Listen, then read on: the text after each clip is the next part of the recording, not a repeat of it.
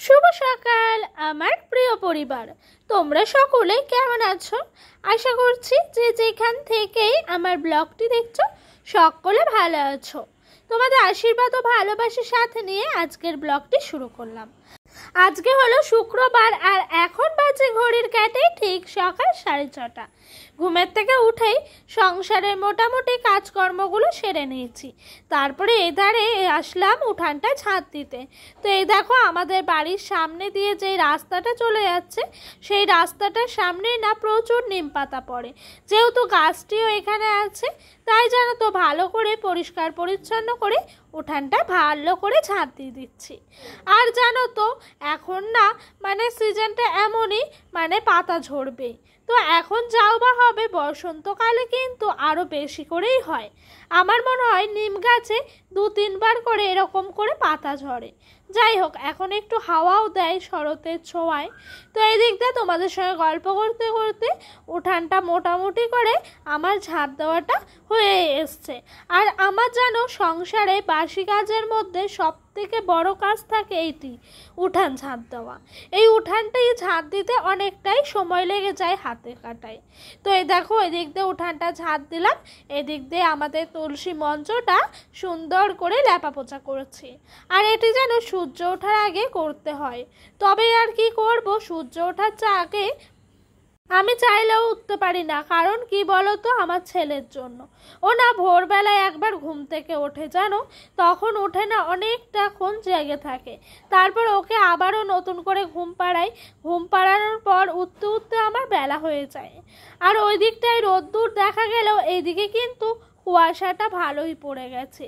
এটা কুয়াশা না অন্য কিছু আমি ঠিক বলতে পারছি না, তবে জানো তো কুয়াশার মতনই লাগছে। এই যে রাতের বাসনগুলো এদিক দিয়ে বাইরে বের করে রেখেছিলাম, সেই সমস্ত বাসনগুলোও কিন্তু এদিক দিয়ে মাজা ধোয়া করতে চলে এসেছি। আর জানো তো পুজো আজকে হলো চতুর্দশী। তোমাদের সকলকে জানাচ্ছি শুভ চতুর্দশী। সবার পুজো ভালো কাটুক। আর জানো তো এই পুজো চলে এসছে, আজকে চতুর্দশী হয়ে গেল। কিন্তু কি বলতো, সারাদিনের ব্যস্ততম জীবনে আর পাল্লা চেয়ে হয়ে ওঠেনি।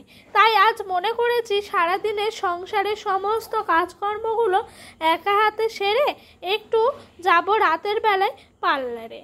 তবে জানো তো আমাদের এখানে না এই পার্লারটি ভীষণ ভিড় হয়, বাড়ির কাছেই তো, সেই কারণে ভেবেছি জানো তো সংসারের কাজগুলো সমস্ত কিছু গুছিয়ে আমি না ওই সন্ধ্যাবেলা টাইমটা একটু ফাঁকা থাকি, তখনই যাব পার্লারে। তখন যতক্ষণ আমার বসে থাকতে হয় থাকবো, তবে আজকেই ভুরুটা সেভ করব। এবার আর চুল টুল কাটবো না। কারণ কি বলো তো, কিছুদিন আগেই না আমাদের বাড়ি গেছিলাম, তো এক বৌদির কাছে একটু চুলের ডগটা সমান করে এসেছি, তাই আর চুল কাটবো না। তো এই দেখো ওই দিক দিয়ে কলে জল এসছে, জলও ভরে নিলাম 1 হাঁড়ি রান্নার জন্য। এটি আমার দুপুরে রান্নার জল। প্রত্যেক দিনই এই 1 হাঁড়ি করে জল লাগে দুপুরবেলা রান্না করার জন্য। আর ওই দিক দিয়ে শাশুড়ি মা ভাত রান্না করছেন কাঠের উনানে, আর এদিক দিয়ে উনি কিছুটা আলু চচ্চড়ি বসিয়ে দিয়ে গেছিলেন। তো সেই আলু চচ্চড়িটাই শেষ মুহূর্তে আমি এসছি দেখতে। মোটামুটি চচ্চড়িটা হয়ে এসছে, আলুগুলো একটু গালিয়ে গালিয়ে দিচ্ছি। এতে করে জানো তো চচ্চড়িটা না একটু মাখা মাখা হবে, তাতে করে কিন্তু খেতে ভীষণই ভালো লাগবে। আর এই দেখো কালকে কৌটোগুলো সব বের করে রেখেছিলাম, তোমাদের তো দেখিয়েছিলাম। সেই কৌটোর থেকে এখানে কিছুটা লঙ্কার গুঁড়ো আলাদা করে কাগজে মুড়ে রেখেছি। আর কাগজে থাকলেই না কেমন একটা বেশ হয়ে গেছিলো, ছাড়ছেই না, মনে হয় একটু হলেও জল লেগেছে, এতে করে এরকম হয়ে গেছে। যাই হোক ওই লঙ্কার গুঁড়োটা দিয়েই কিন্তু এই আলু চচ্চড়িটা রান্না করলাম। আর আমাদের বাড়িতে অনেকটাই তাড়াতাড়ি সকালে রান্না বান্নাগুলো সারা হয়, যেহেতু ডোডোর পাপা ওই 9টা 9:30টার মধ্যে খেয়ে দিয়ে একেবারে বেরিয়ে যায় কাজের উদ্দেশ্যে। এদিক দিয়ে ডোডোকে একটু হরলিক্স খাইয়ে দিচ্ছি। ওর সেরেল্যাক্সটা কিছুদিন হলো শেষ হয়ে গেছে, এখনও অবধি আনা হয়নি, সেই কারণে জানো তো ওকে একটু হরলিক্সই খাইয়ে দিলাম। আর ও না সেরেল্যাক্সের থেকে হরলিক্স খেতে ভীষণ পছন্দ করে, সেই কারণে ওকে না একটু হরলিক্স খাইয়ে দিলাম। ডোডোকে খাওয়াতে খাওয়াতে ওর পাপা আমাকে বলল ওদিক দিয়ে মাছ এনেছি, দেখো তো এই মাছগুলো হাতে দিয়ে একটি কথা বললো, দুদিন করতে হবে। তো এই মাছটি কত আছে, কত দাম, এটি আমি সঠিক আজকে জানি না জানো। তো অনেকগুলো পিস হয়েছে দেখছি, তার সাথে একটু মাছের তেলও পেয়েছি। এটা পেলে যেন মনটা একটু ভরে যায়, তাহলে আর রান্নার কোনো চিন্তা থাকে না। মাছের ঝোল ভাত হলে তো কিছু লাগে না, তার সাথে ওই তেলটা একটু পেঁয়াজ দিয়ে ভাজলে আমাদের বাড়িতে আর কারো কিছু লাগে না, ওতেই একেবারে সকলে আহামরি করে খেয়ে নেয়। তো মাছের তেলটা যেহেতু পেয়েছি মনটা খুশি হয়ে গেল, আর রান্নার কোনো বাড়তি চিন্তা নেই, একেবারে রান্নাগুলো ঠিক করে টাইমের মধ্যে করে ফেলতে পারলে বাঁচি। আর ওই যে কালকে কৌটোগুলো ধুয়েছিলাম না, এই যে বাটিতে জিরে, কেউ একটা বাটিতে পাঁচ ফোড়ন, একটা বাটিতে কালো জিরে, একটাই তো দেখালাম লঙ্কার গুঁড়ো, এরকম করে না বাটিতে কাপে এইগুলোতে করে এই মশলাগুলো রেখেছিলাম, কোথাও সর্ষে, সেগুলোই এখন একটু করে ঢেলে নিচ্ছি। আর দেখবে পুজোর আগে এই সমস্ত কাজগুলো যদি হয়ে যায় কি যে শান্তি লাগে কি বলবো। তবে এবার শান্তিটা আরেকটু হলে হতো। দুটো কাঁথা কাচবো ভেবেছিলাম জানো, কিন্তু একা পারবো না বলে কাঁচা হয়ে ওঠেনি, ওই যে জলের জন্য। আমাদের তো সি সেকশনে বেবি হয়েছে, আমরা তো আর চাইলেই পারি না নিজেরা সমস্ত কিছু একা করতে। সংসারের কাজগুলো করতে পারি, কাচাকুচি সমস্ত কিছু, ওই কাঁথা কাচার বেলায় পারি না কেন জানো তো। ওই কুয়োর থেকে জল টানতে শীত দ্বারায় যন্ত্রণা দ্বিগুণ বেড়ে যায়। যদি এই মোটরটা সাবমার্শালটা চালানো হতো তাহলে হতো, তবে জানো তো সাবমার্শালটা চালালেও আমি একা করার ক্ষমতা হবে না। কারণ কি বলো তো, কাঁথা অনেক মোটা, তারপরে ওটাকে ভেজালে তার 3 গুণ তোমার ভারী হয়ে যায়, সেই জন্য পারবো না। দেখি ডোডোর পাপা যদি এর মধ্যে কোনো দিন ফাঁকা পায় তাহলে আমি মিলেই কিন্তু ওই কাঁথাটা কেচে দেবো। হয়ে গেল আমার মাছগুলো মোটামুটি ভাজা। তো 2 দিনকার মাছ আছে তাই অনেকটা হয়েছে। আর কালকে রাতে ডোডোর পাপা বাড়ি আসার সময় এদিক দিয়ে 400 মতো কাঁচা লঙ্কা এনেছিল। আমাদের যেন ওই লঙ্কাটি আবার অনেক লাগে, কেন বলো তো, আমাদের বাড়িতে না সবাই একটু ঝাল পছন্দ করে। তবে শুকনো লঙ্কাটা আমি আস্তে আস্তে কমানোর চেষ্টা করছি খাওয়া। এই কাঁচা লঙ্কাই আমি বলি বেশি করে আনতে। কাঁচা লঙ্কাটা আনা থাকলে আর কোনো চিন্তাই থাকে না, তরকারিতে বেশি করে কাঁচা লঙ্কা দিয়ে দিই, তার সাথেই অল্প একটু শুকনো লঙ্কার গুঁড়ি আর কাশ্মীরি লঙ্কার গুঁড়ি, এতে করে কিন্তু তরকারিটি ভীষণ টেস্টি হয়। তাহলে না দেখবে ঝালটিও ঠিকঠাক থাকে, আবার কালারটিও খুব সুন্দরভাবে আসে।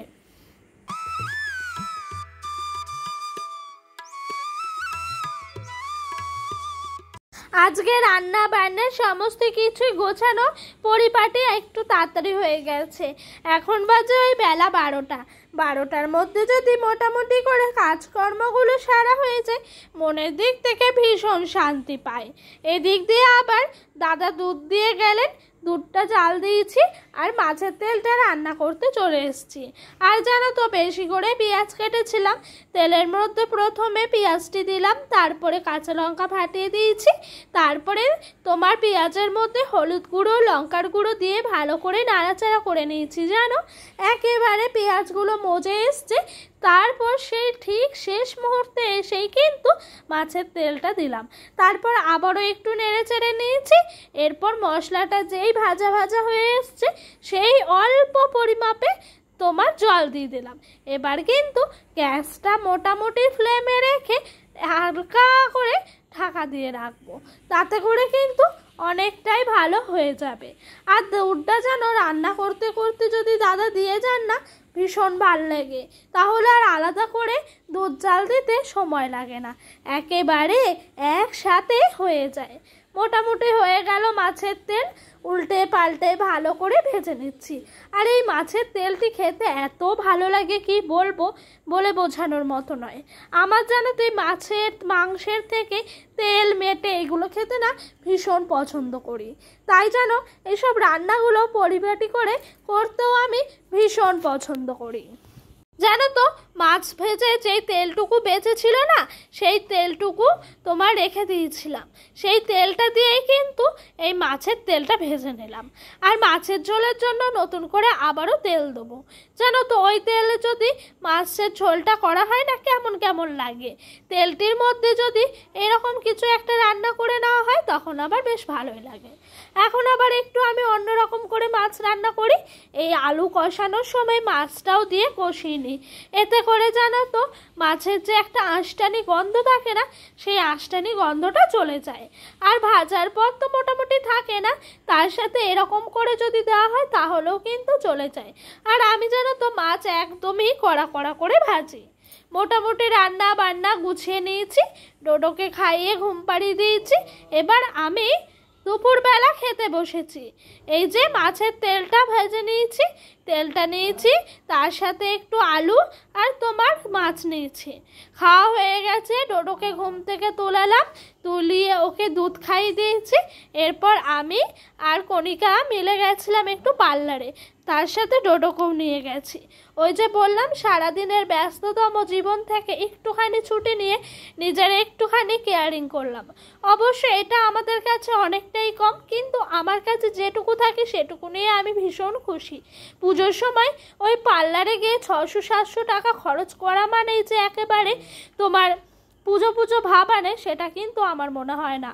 আমার মনে হয় যে নিজের সামর্থ্য মতো নিজে যদি খরচা করি, এটাই আমার কাছে পুজো পুজো ভাব। দেখো এইদিকে ভুরুটা সেভ করছি। আমাদের এখানে না ভুরু সেভ করতে 30 টাকা নেয়।